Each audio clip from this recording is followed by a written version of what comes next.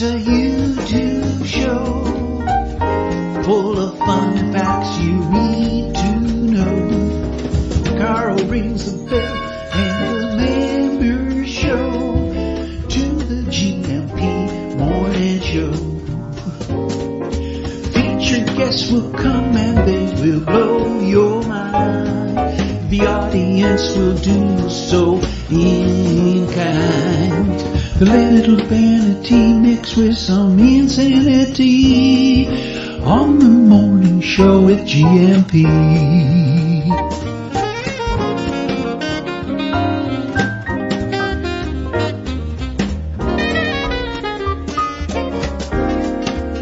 Hey, Gumpers.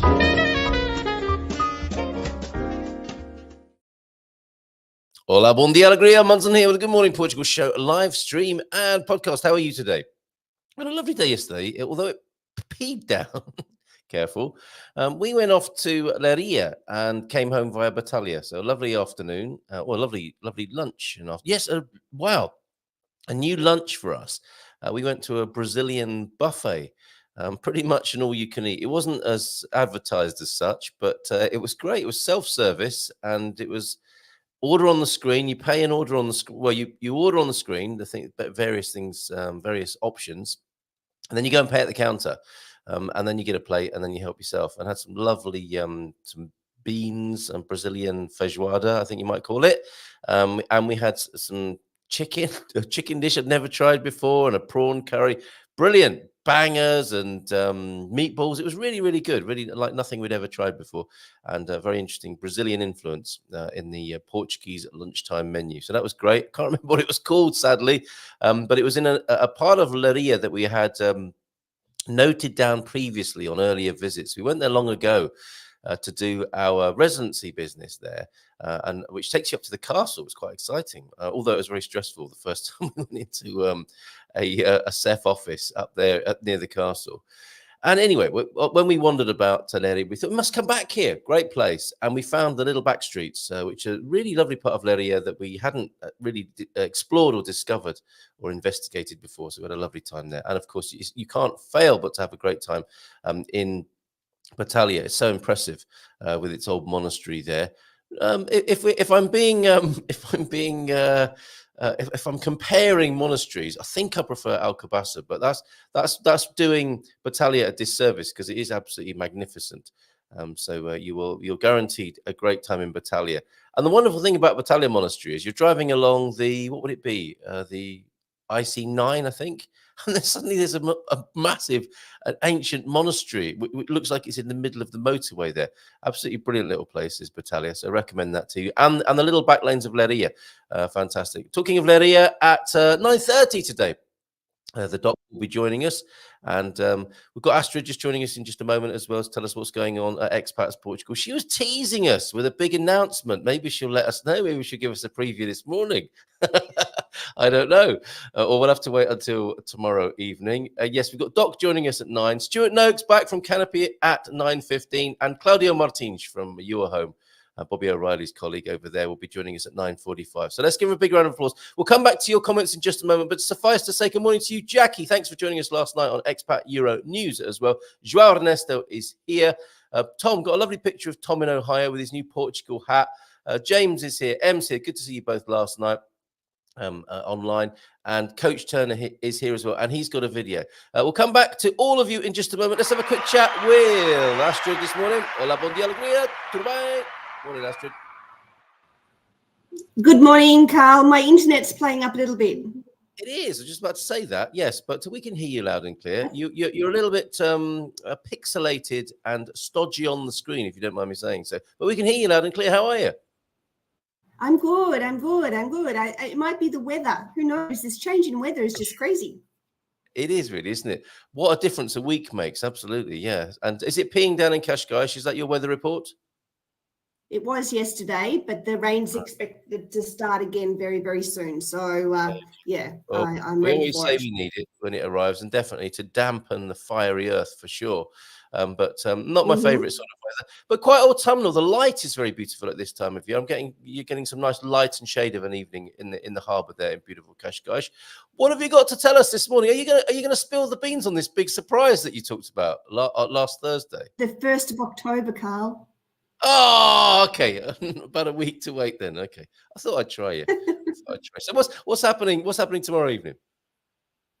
Tomorrow evening, we are having our webinars about living in Tamar. So we have the Mayor's office actually coming on board and explaining why Tamar is a great place to live. So if you are in central Portugal, or you've got eyes on central Portugal, then it's definitely a good one to come along to. So we'll be able to talk about the security, the cost of living, schools, hospitals, all those kind of things. So it will be a good one for anybody who's keen to. Yeah, and a bit of a scoop, I think, getting the Mayor's orifice on the job. That's fantastic. But I actual know, high-ups. Yeah, good work, Jerry. Jerry's been rubbing shoulders with all the. Yes, is this I think maybe that's what's going to be announced on the 1st of October. Rubbing of the shoulders, is that a service Jerry is going to be offering officially to anyone who will pay for the highest levels of membership? No. It's the announcement is to do with acquisition that we've made. Oh my goodness! Oh my word! Okay. All right, nice. Really, a nice tease. Yes, very good. All right, very good. I'm quite excited about that. And also tomorrow night, Dream Team Nunu's got a special finish, a climax tomorrow evening as well. So lots of teasers going on. I don't know exactly what he's talking about, but he mentioned to me that he's got a special something or other that he wanted to share with everybody as we approach 10 o'clock, because we have this cultural twist at the end. Well, not really a twist, but addition. We answer loads of questions. People, the Dream Team are fabulous. Gilles is usually there. Daniel Reza Pelicano, and we've got Pedro answering questions about tax. Luis came back from after a little break to be with us from Global International Relocation. Great Dream Team last week. I'm sure it will be this week, and we'll have our cultural section at the end. We talked about Stubal last week, and it is our point of interest of the week this week. It's going from strength to strength. I think it's safe to say the Dream Team section from 9 till 10, right? Yes, definitely. And I do 26th of October, we have a meetup in Porto. So if you're close to Porto, come along to that. The details are on the events calendar on expatsportugal.com. We are pre-selling tickets because it is limited number and they're selling quite fast. So if you do want to come along, and then by all means jump on board and get those tickets because I think it's 30 tickets for the wine tasting and we've got 40 seats for the restaurant. So, okay, all right. Quite so limited. Nice Expats Portugal meetup. I'll put the link to get over to the website into the chat as well now. So go ahead and click on that if you want to meet up in Porto in October, about a month from now, basically. Yeah, great. And premium members of ours get a 10% discount off the tickets plus a complimentary margarita upon arrival. Hold on a minute, a complimentary what mojito did you say? Margarita, okay. Which is meant to be the restaurant that we're going to. So yeah, looking forward to it. Of course, it's Mexican, isn't it? Yeah. So a margarita on arrival for the chosen few who sign up and now over on the link that I've given you there. Fantastic, great news. So that's the meetup in Porto about this time next month. Anything else to share with us from Expats Portugal? Sorry, you just broke up again. Okay. We've not got a brilliant line. Just wondered if you had anything else to share with us this morning. That's it for today. Okay, all right. Okay, despite the difficult line, excellent information. I shall see you tomorrow evening, Astrid. So see you then for the high-ups of Tamar, sharing their wonderful city with us. We'll talk to them. I'm looking forward to that. And who knows, we may hear from other towns and cities, given that we've set that new precedent. If you have a suggestion, I'm sure Astrid would like to hear that. Take care, Astrid. See you tomorrow evening. Thank you. Bye for now. Nearly called her Jerry there. Whoops. Right, okay. I'll see Astrid and Jerry tomorrow evening. And so will you if you join us for the webinar, an introduction to Tamar from the high-ups in the Mayor's office, and then the Dream Team from 9 until 10. And you may rub shoulders. You might even have your shoulders rubbed if you go along to the Porto meetup. And I think Astrid said the 26th of October? It's going to be a Saturday, isn't it? So let's just have a quick look at that. Yeah, 26th of October, if you want to hang out with Expats Portugal members. I imagine there's going to be a few gumpers there as well. 26th of October in Porto. Right, okay. We have a video to play for you, which I asked for by request from the coach yesterday. Oh, I think I'm going to share this as a video file on the screen, and I'll watch it with you on the screen. Have a little sip of my tea. No, hold on a minute, Ian. Not ready yet. I've got to get my tea. I'm not ready. Right, now he looks like he's ready to do a bit of pole dancing. And it's like oldies pole dancing. And I'm not meaning to be disrespectful there. Even though it may have sounded and come out like that. When we could call it poldy dancing, couldn't we? And this could be a new thing. I think you might want to extend your repertoire, so to speak, there. Oh, and a fantastic greeting, by the way. Who doesn't like to be greeted from a damp Union Canal? Not just a damp Union Canal, but a grand damp Union Canal. Autumn is kicking in with a vengeance by the sound of it. A bit of dampness there. You might want to get some of those little silicon bags, or you know what, you can hack those. You can make those out of cat litter and coffee filters. Oh yes, you can. And a glue gun. I'm sure somebody as skilled as you with the crafts will be able to do that. Oh, and humid in the Algarve. Very little humidity in the Algarve, but still very hot. So there you go. Not humid, very little humidity in the Algarve there. Good morning to you, Algarve Alora Puntin, this morning. So let's go back to the coach, who's, as you can see, has got his tracksuit on and is ready with a broomstick. Oh my God, what's he going to do with it? Let's play the button and see. Just a little video to show you the exercise from yesterday, the exercise from this morning, using what is probably a bit of Trigger's broom. Carl will explain. Trigger's broom, yes. So the first one, vertical pole. Gandalf! It's a misnomer. Hold it like this, so your grip is firm. Sit down on the chair. The chair is really only there for safety, just in case you collapse. So safety chair. Oh my God. To support you if what you happened need to it. us? Because the main exercise is pushing up and just going. Might want to open a window as well. Bending your knees, trying to keep your back straight and using your arms to help support you. Coach, you legend. And what that does pole dancing is help loosen your knees, your hips. It begins to build some strength into your quads, your glutes, and probably your shoulders too, but that's not its main purpose. You can lash so out. That's the first exercise, about 10 times, 10, 15 times, maybe 3 or 4 times a day. So just grab a few minutes out of your day 3 or 4 times. So there you go. And if there are any hooligans walking past, you can do that on a park bench with your walking stick, and you can lash out with a getcha if you see any unruly yobbos. Okay, back to Gandalf now. And very soon, so over a week or two, you'll be improving your mobility with building up the strength in your quads and in your glutes. So the second exercise, we hold the pole horizontally. Oh. And this time, if you do this one a little later on, it'll be more effective because you'll have built up a little bit of strength. But it's to improve your mobility and your hamstrings. So this one, just bend really at the waist and let your body straight, put your backside out, roll the pole down your legs. Good morning, Vicar. So it keeps your not body you in the right position.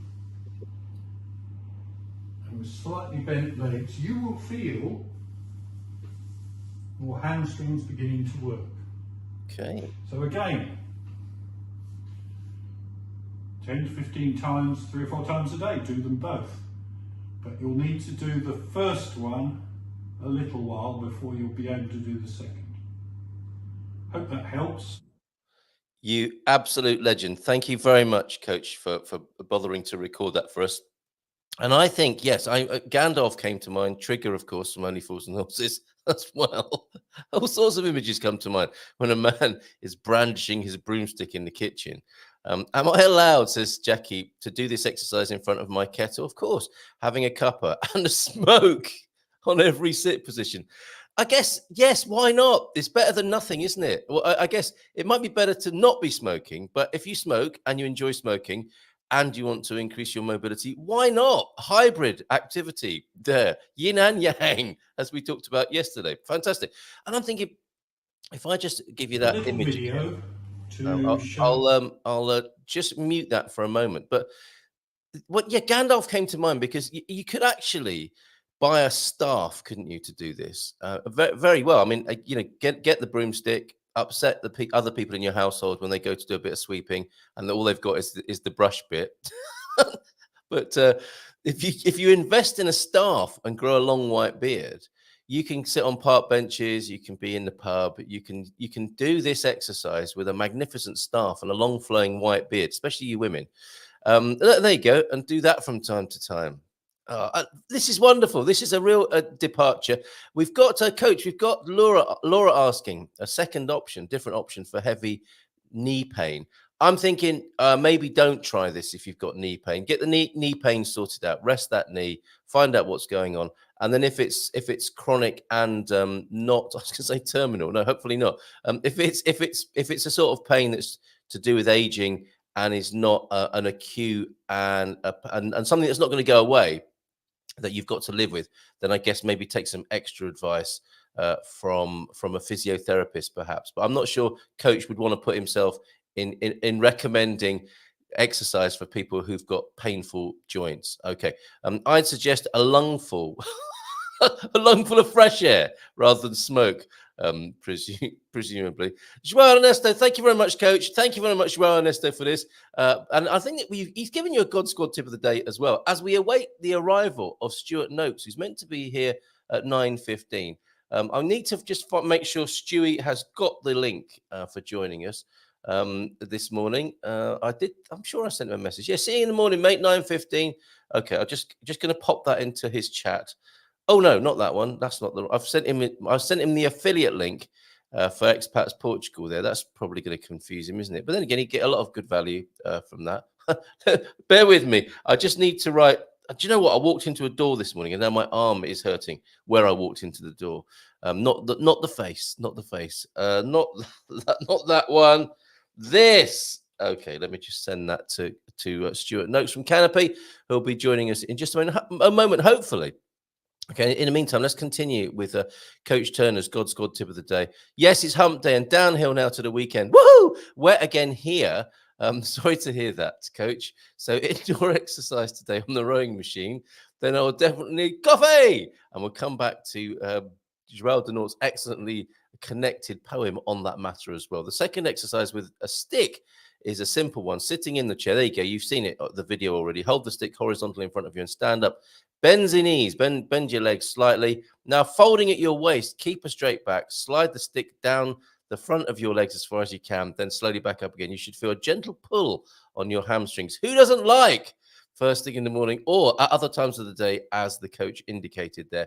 Try to make sure that the stick remains horizontal to counter any imbalance you might have. We often use sticks in coaching and carrots as well to help isolate movements and ensure balance. Okay, of course, 10 or so repetitions, 3 to 4 times a day, and within a week you'll begin to notice a difference. Marvelous. So report back on that if that's what you're doing. James is in as well. Look, bon dia, Campos Feliz, and we're seeing a lot more of them, which is great. Bon dia to you at Creative Roots Portugal this morning, and a little bit of poetry then this morning from João Ernesto.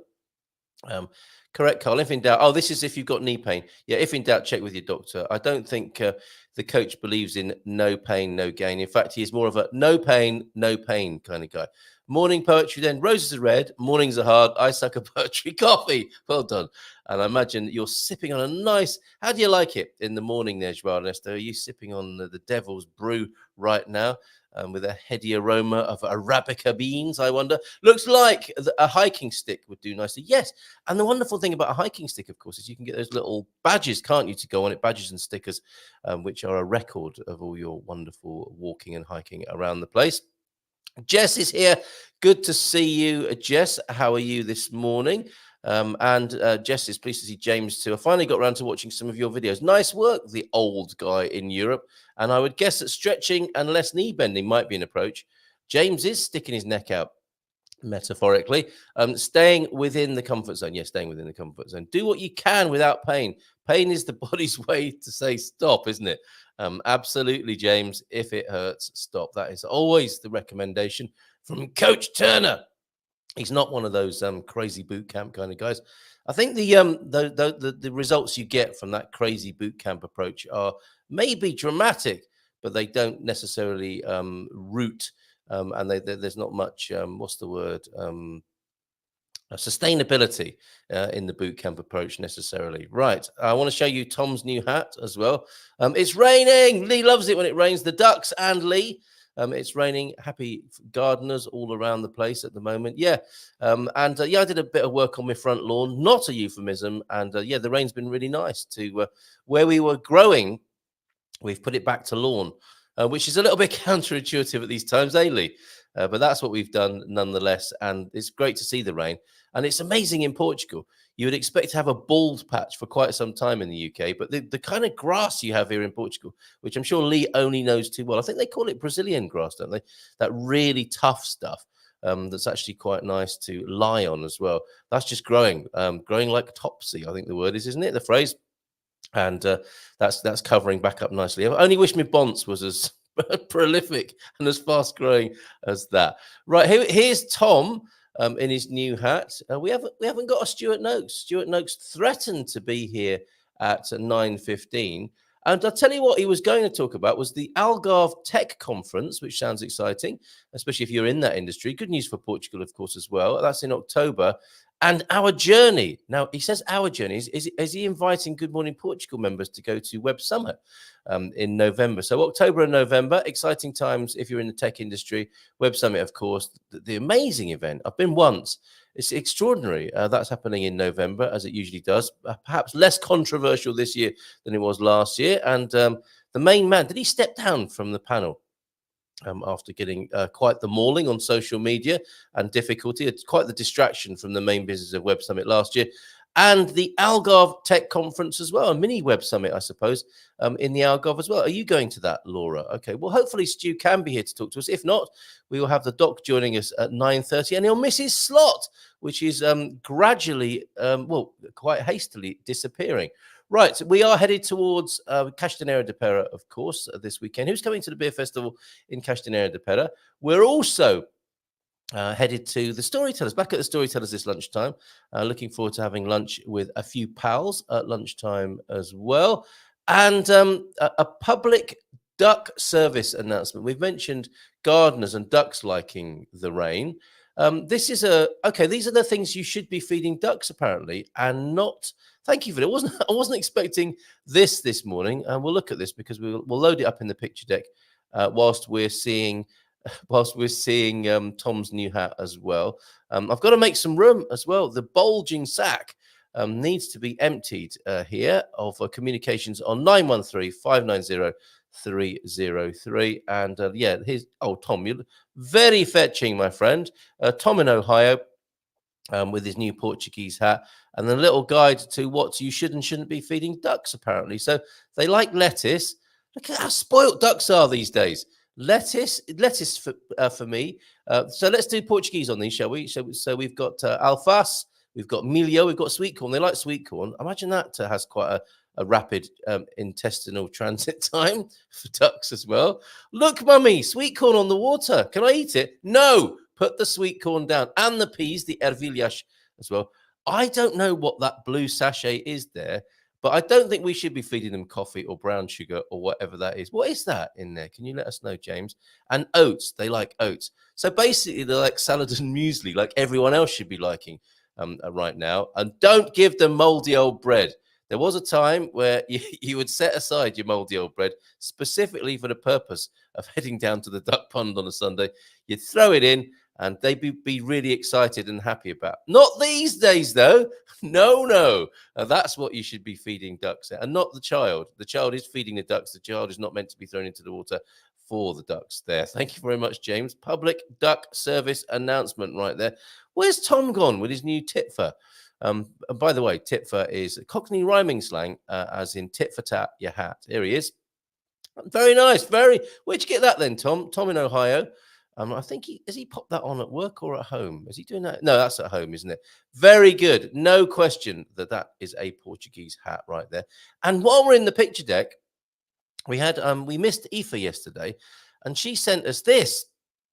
Goodness only knows why. She was not able to join us because she's in Ireland at the moment.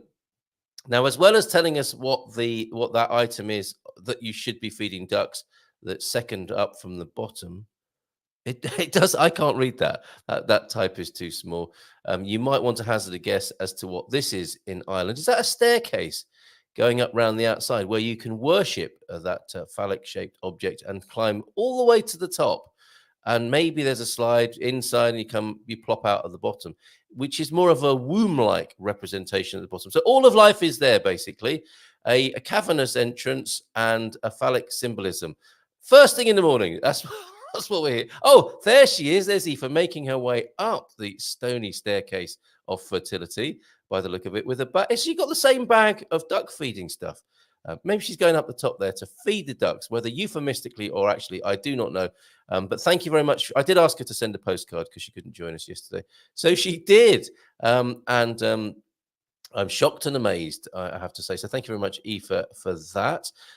Anything else that we need to recommend as far as events go? Well, yeah, as I say, we're going up to see or going over to Castanheira de Pera to the Craft Beer Festival, second year of, with Pete over there. Really looking forward to it already.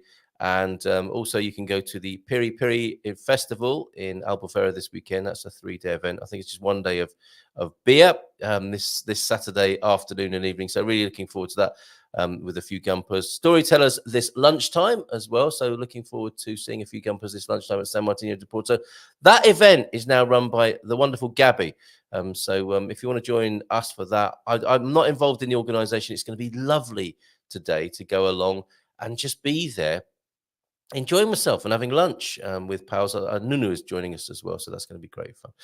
Thank you very much to you on 913-590-303 in advance if you've got any other events that are happening this weekend that you want to share.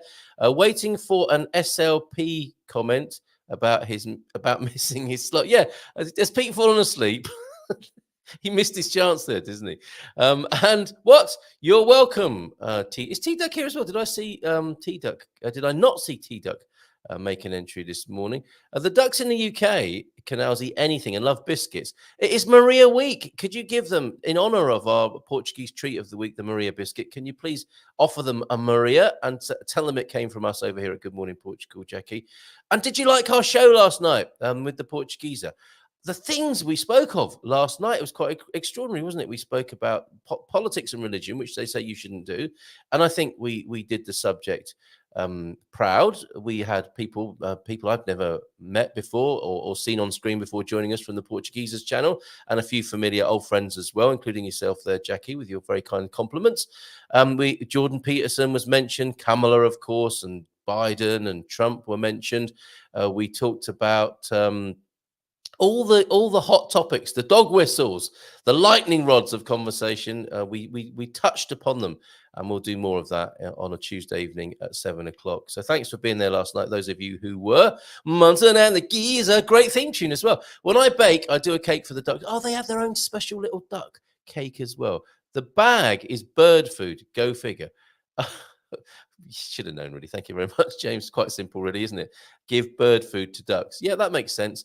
Not serious dad thought joke of the day. Not Okay, so not so deep thought. There you go. When I was a kid, I used to, no, wait. I still do that. Oh, you don't eat it as well, do you, Joel? The show last night was bloody fab. I thoroughly enjoyed it. You two together make a great team. Oh, cheers, Jackie. That's some really great feedback there.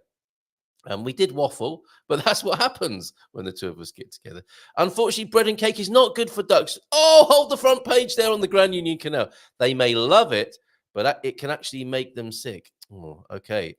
So, Jackie, back to the drawing board, or the oven, I should say. And could you make them maybe a little cake of lettuce, pea, sweet corn, bird food, whatever else that was? Oh, oat cake. Yeah. I'm guessing oats could be in the cake. Or are you suggesting, James, that they shouldn't have anything cooked? I mean, honestly, our grandmothers would be spinning, would they not? Can't give ducks cake, honestly. Never worried about that in my day. But yeah, fair enough. I guess it's all part of the grand evolution, which I think we probably talked about. As we actually talked about some of the really big things, didn't we? Like why we were here, the meaning of life, and quite a lot of God talk last night on the, I don't know why, actually, on Expat Euro News. We will come back to the news agenda and talk more about global news from the point of view of being a foreigner in Europe. That is actually the angle. But if that doesn't work out, we'll just talk about God every week and see what happens. They said it couldn't be done. Right. So I've had one blowout of a guest. That'll be Stuart Noakes, who just is a no-show this morning. In case you need to know, he is of Canopy.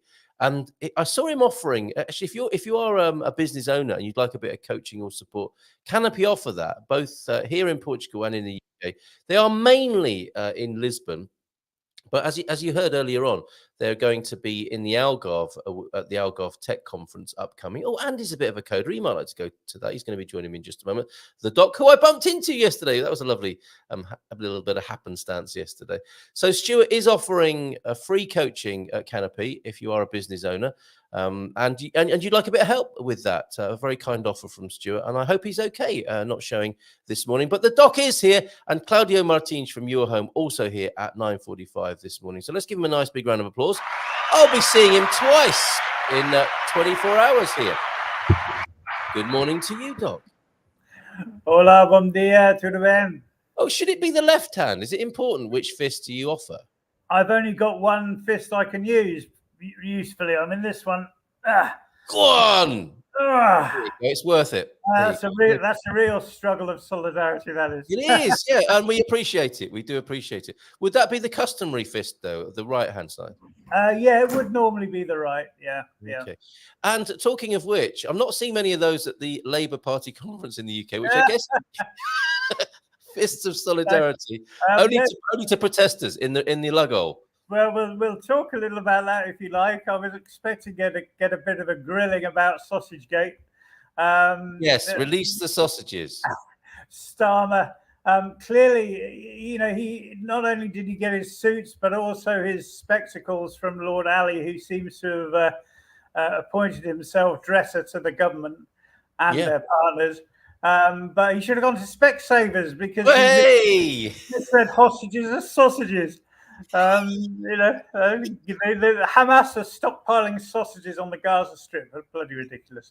It was an understandable mistake. I bet he's really peed off about that. Yeah, well, it just shows that he doesn't read his speeches before he reads them publicly, unfortunately.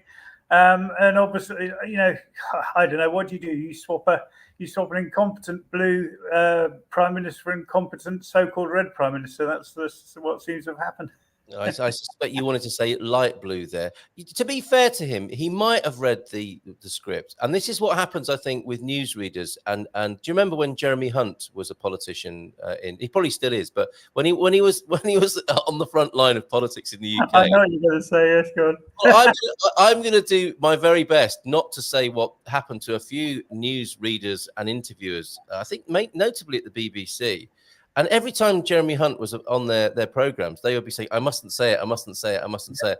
And I think this is what happened with Keir Starmer, to be fair to him. He read it and someone said, don't say, whatever you do, don't say sausages, because that will take away all the gravity from your speech. And he's like, I mustn't say sausages. I mustn't say sausages. And then when it came to the moment, he said, yes, and we must release the sausages. And something like that probably happened, I suspect there. And he is he wants to be all about the gravity. And you couldn't have made a worse gaffe, really, could you, than that? I just have no intention to give the guy any leeway whatsoever. No kudos for Starmer. Okay, fair enough. I'm not going to go on about it, but he made 10 promises, all of which he's broken, in order to get elected to the leadership of the party. And if he can't keep his promises to the party, he's not going to keep his promises to the British people. Right. Okay. Yeah. Well, is that what reforming the Labour Party means? You make a load of promises and then don't keep them? Yeah, pretty much. There you go. And it happens so often now that actually new and young politicians think that's what you do. They need to be taken back to basics, don't they, this lot? They're a nightmare. And I'm not just saying that about the Labour Party. I think it's general, isn't it? It's general. Leadership should be about leading, not following. Not to say that you take no notice of what the public thinks, but it means that you have a certain set of principles which you stick to. Yes. Yeah. Okay.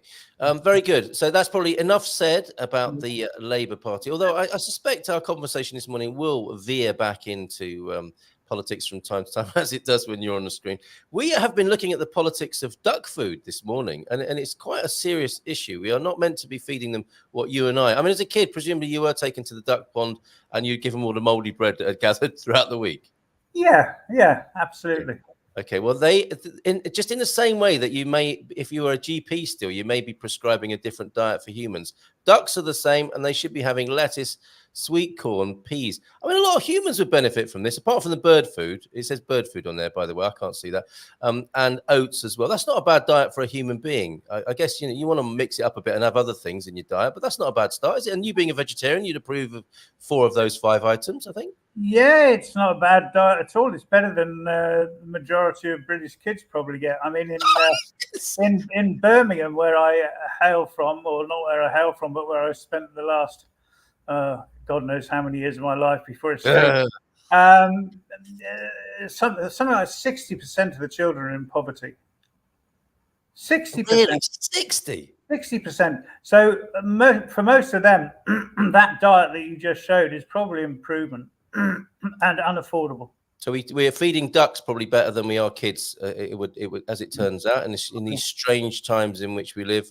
James is adding to that. Thank you for caring for wildlife and the environment. Every little bit helps to make a big difference in little lives. That would apply to children's diets as well, of course. And it rots. Apparently, that's the other thing about the with the old bread. Additionally, rotting bread pollutes the water, creating algae that can kill fish and cause diseases in ducks as well. So we're in quite the education this morning on this matter. To be honest, when they're banging on the boat at 4 a.m. because they're hungry, that's when I throw anything I've got close to her. Don't chuck your stash in. Last night's curry, shoe. No, I mean, even at 4 a.m, none of us we'd still have the presence of mind to know that we'll be eating that curry for breakfast, right? Last night's curry, best served in the morning. Nothing better than cold curry and half a bottle of beer. I had it yesterday, not the beer, but I did have curry leftovers for breakfast yesterday. Look at all those past generations of ducks and geese raised on bread and cake. They did just fine. Thank you very much. That's what grandma would say, isn't it? Hola, bon dia. But Grandma would also say it never did me any harm being fed fried dripping from an aluminium pan. And there's a balance to be struck, I think, isn't there, with all of these things. On the canal, from the Grand Union Canal, I think that part of that goes through the Midlands, doesn't it? It must do. We only feed the ducks with birdseed via someone else's roof. What fun we had on the waterways. So you go cover other people's boats with birdseed, and then all the ducks and birds come and crap on someone else's boat. Yes! That's fantastic.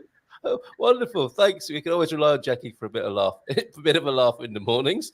Can I ask the doc? Yes, you can. That's what it's about here. Well, the amount of craft beer that we will be consuming this Saturday at Cerveja na Aldeia 2024 be healthy for us? We've not said how much it will be, Peter. No, Maybe that's right. and maybe suggestions for the day after. Thank you. What is drinking responsibly, Doc? Can we just because again, you know, it's like with the debate. You're asking me? Okay, yeah, forget it. Don't worry. No, seriously. Theoretically. Drinking responsibly means not drinking so much that it impacts other people or your long-term health. Oh, and nice. That's the answer in a nutshell. People want that quantified, and you know, we used to say 21 units a week, 14 units a week for a woman, because of the way alcohol's handled and the generally smaller frame. But it's going to vary for everyone, and you personally, if you as in not you personally, Carl, but the viewers all know what affects them and how it affects them, and there are those who'll be able to drink 8 pints and still be fairly cogent and not have a terrible headache in the morning.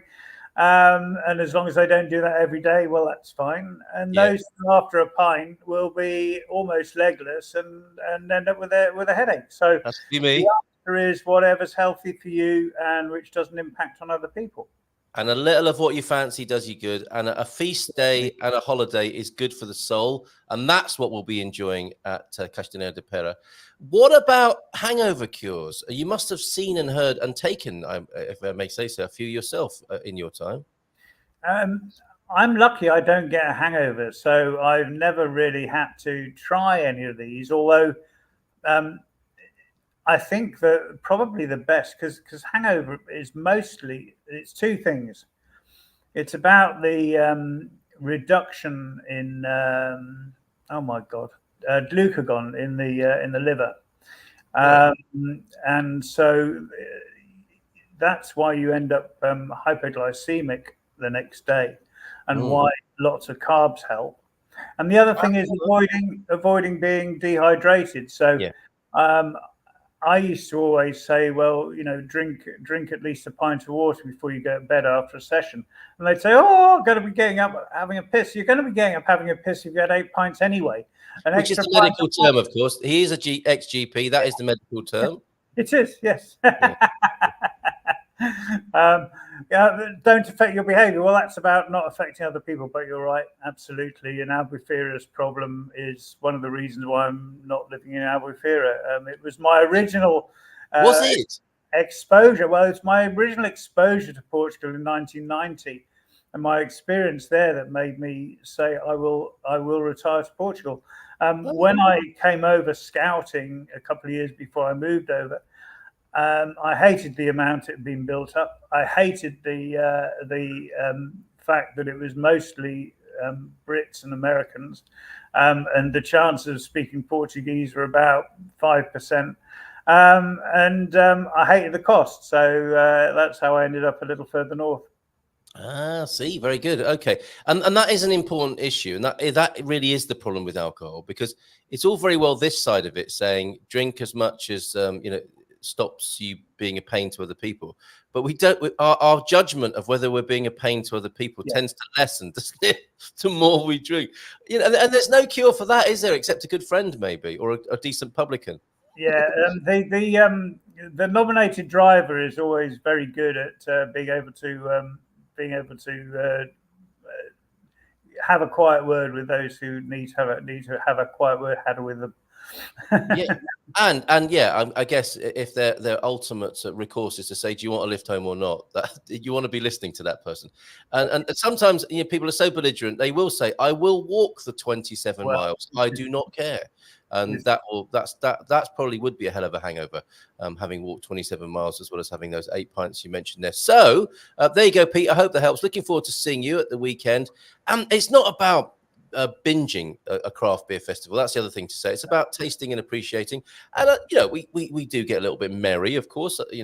I speak for us and our gang last time, and it was great fun. It was really, and we did have a few, to use that wonderful British euphemism. We had a few.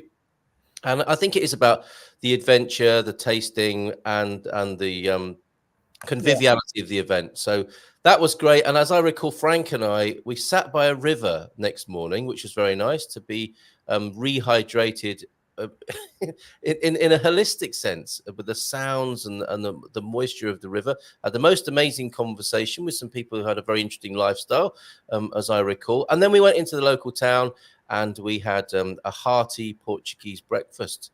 Don't look that up, but we had a Portuguese. We had a few bits and pieces. Yeah, probably carbs, as you say, and that's the medical or the biological, physiological explanation. Then, Doc, you're in need of a little bit of carb energy. Are you first thing in the morning to give your liver a bit of help? Yeah, because your liver can't produce the sugar when it needs to. All right, so there you go, and that was great. That definition of drinking responsibly there, because it is different for everybody. It's different, and then it's something hopefully people learn as well. I'm loving life on the water as we're discovering this morning, Andy. And by the way, it was lovely to bump into you yesterday. In rain. Is it always wet and rainy in Leiria? Well, no, but it is at the moment. It's a little dry this morning than they promised, and I was half expecting to do this appearance from the riverside because I went over for a coffee with a couple of friends at 8. But having checked on YouTube, having not had a link at sort of 8:45 and thinking, oh, this is odd. Then I saw the time, so which I'm happy about because it always used to be 9 o'clock, didn't it? And then you brought it early. And I can't remember, but we are 9 till 10 these days. Yeah, they're certainly the summer hours, and I think it works as well. Yes, and it was lovely. It's really good to see you, bump into you. I had a feeling I might see you in Leiria, and we went to the back streets, the little lanes, which we'd not really explored before. Isn't it lovely around there?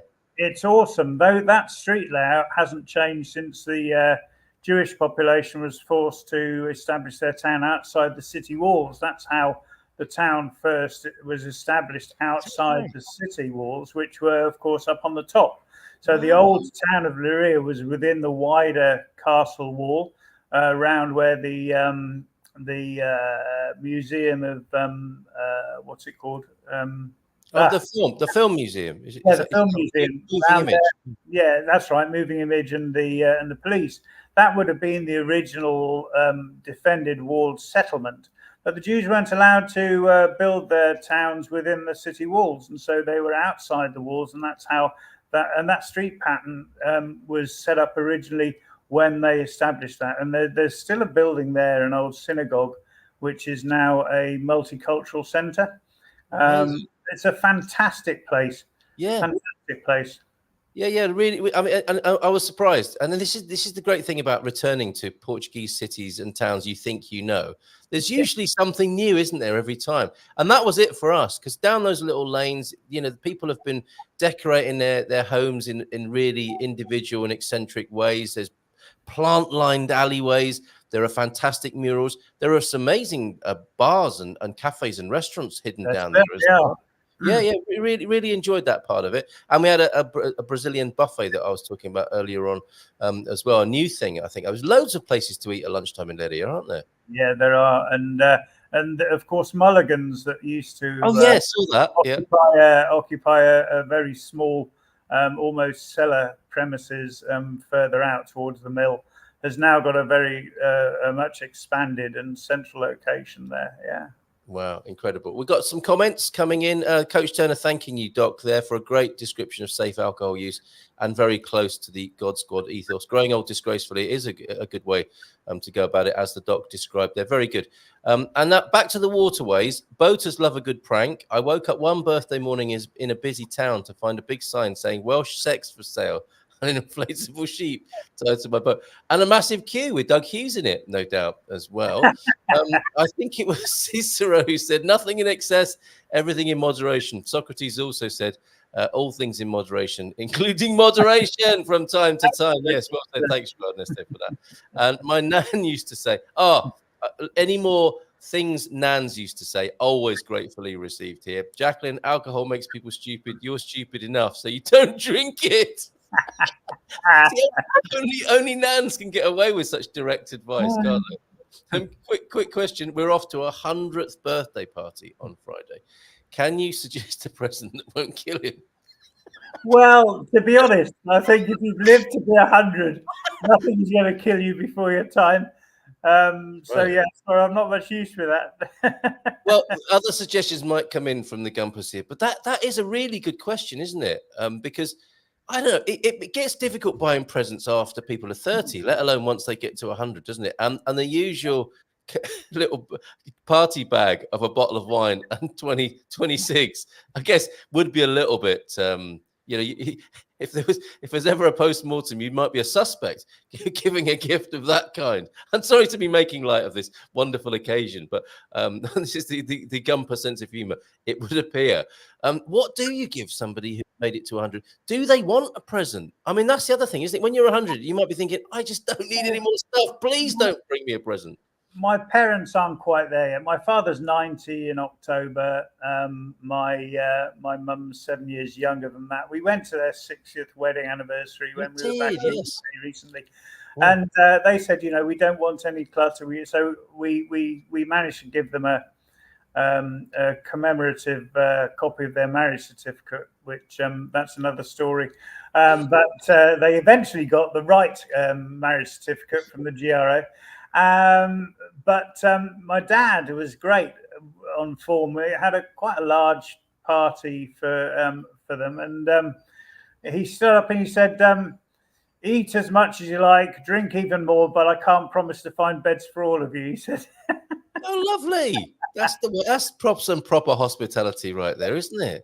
Classic retired Anglican vicar. Very good. Yes. Shout out to the Anglicans. Wonderful. Claudio is trying to join us behind the scenes. We want to get an update from your. Oh, I think he's at the marketing office there, so he might be able to stick the camera outside the window and we can see what's going on at the site. Maybe not. We'll find out in just a moment. Wayne's nan. That sounds like somebody from the community, doesn't it? Wayne's nan. Be careful with Wayne's nan, because she used to say to Wayne, "Ooh, you're putting weight on every time," by the sound of it. I have to go back up to my protein shake diet because I decided I need to lose some weight. Is that right? Okay. Yeah. I thought you were looking magnificent yesterday, and much taller than you look on the telly. Rather too magnificent. It has to be. A lot of magnificence, right? That's too much of a good thing. Yes. That's not what Socrates meant. Right. Let's see if we can get him on the screen. Claudio, are you there? Hola, bom dia. Tudo bem? Bom dia. Tudo bem? I'm not sure if you've met our doc here before. Have you met Claudio? I think so. On the last on the last one that I did, it was here also. Okay, so I won't do any introductions. It's great to see you, Claudio. Are you live from Herdade Do Meio this morning? Yes, I am. Wonderful. Okay, we want to find out what's going on. I'm trying to see if I can flip my camera, that I'm also on my phone. But if not, I don't know if you can see it very well. Yeah, we can see you on the camera now. And have we got a show home yet? A lot of people are eagerly awaiting a show home and want to visit. So that is also a very good news, because I don't know if you can see that house right in front of me where that car is on the right. So if let me see if I can get a little closer. Okay. I'm going here outside.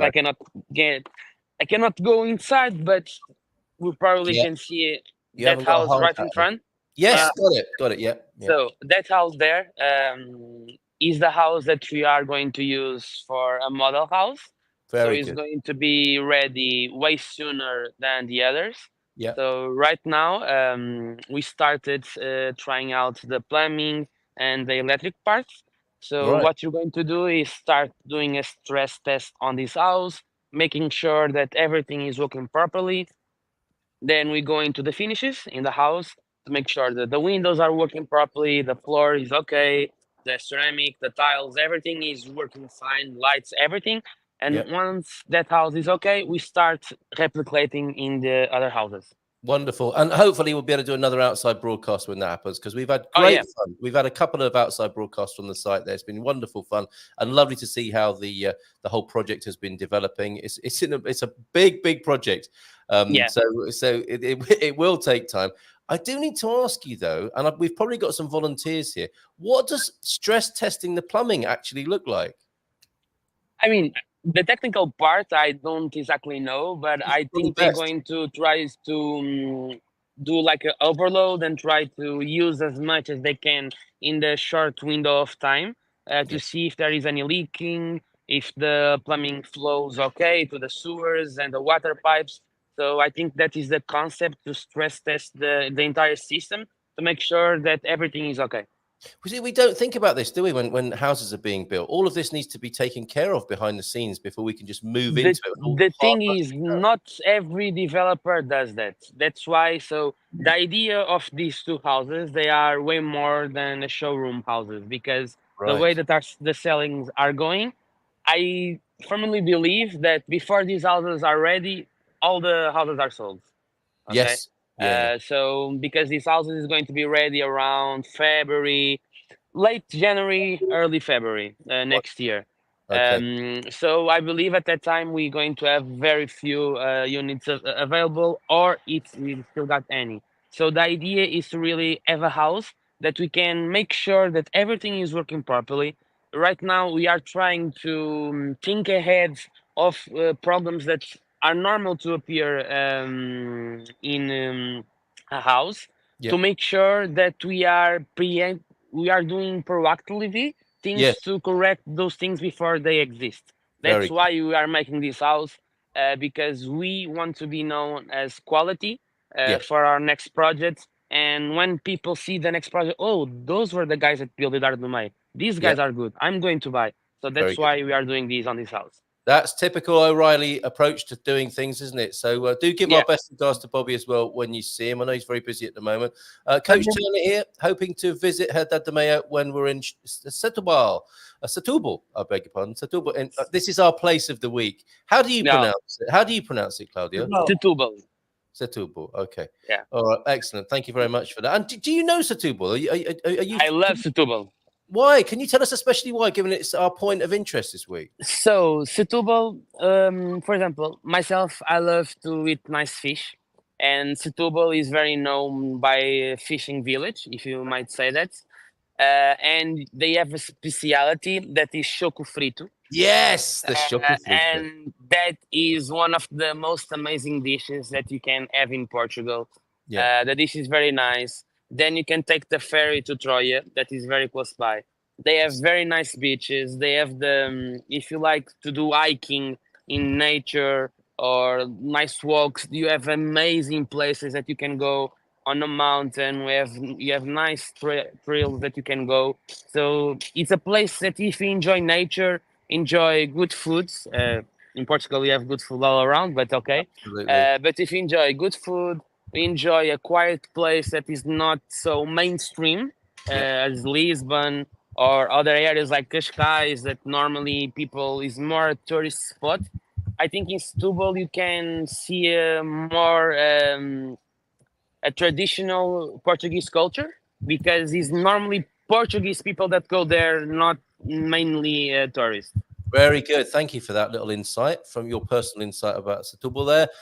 And you also, when we spoke to you last time, you were training. Were you over in my town last weekend for the San Martino triathlon? No, it's for the marathon next week. Oh, so it's actually next week? Yeah, October 6th, next week. Good luck with that, Claudio. Thank you so much for being with us this morning. Let us know how you get on next time, or we'll check in with you and find out what your position was. What time are you hoping for with the marathon? So my goal time is 3 hours and 55 minutes. All right. Well, all the best with that. Boa sorte, amigo, and we'll see you next time. Até a próxima. Okay, thank you. Bye-bye. Thank you for your update. How about that? The wonderful Claudio. He's also going to play his guitar for us one day. The guy's a modern Renaissance man, marathon runner, incredible real estate guy and guitar player. And he's going to play his guitar live for us one of these days. Andy, before we go, Setúbal, a interesting political past as well. Do you know much about the place? I don't. It's somewhere where I've wanted to go, and I actually somewhere where one of my first Portuguese contacts was, and I've not managed to get down there to meet her yet. But I keep meaning to get down there. Probably will do now. Now we don't have school runs to worry about and things, because Alicia is now. Yes, how's she getting on?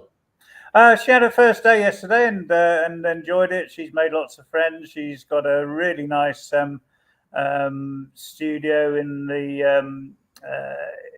the one of the Kingston upon Thames campuses. Yeah, it's great. Excellent place. Excellent place. His Majesty's Kingston upon Thames, the Royal Borough, where some notable people were born. Yeah. And there you are, giving advice behind the scenes whilst you're on the screen as well. This is a Portuguese challenge, particularly, isn't it? You want to make sure you've got a strong ring main. Yes, I think. Yes, very important. Okay, yeah, make sure you've got the right amount of supply. I'm sure at Herdade Do Meio, that's not going to be a problem. That if somebody blow dries their hair upstairs, your house is plunged into darkness, as can sometimes happen. Your turkey stops cooking. Yeah.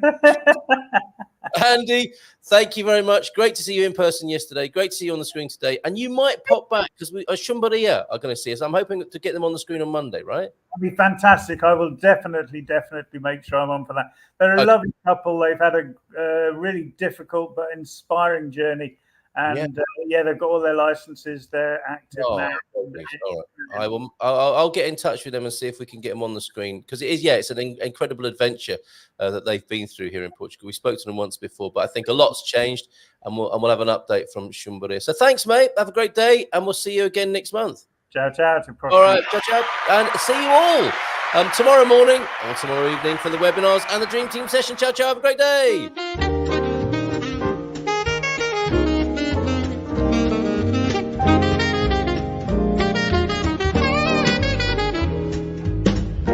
Portugal, there's a YouTube show full of fun facts you need to know. Carl rings the bell and the members show to the GMP morning show.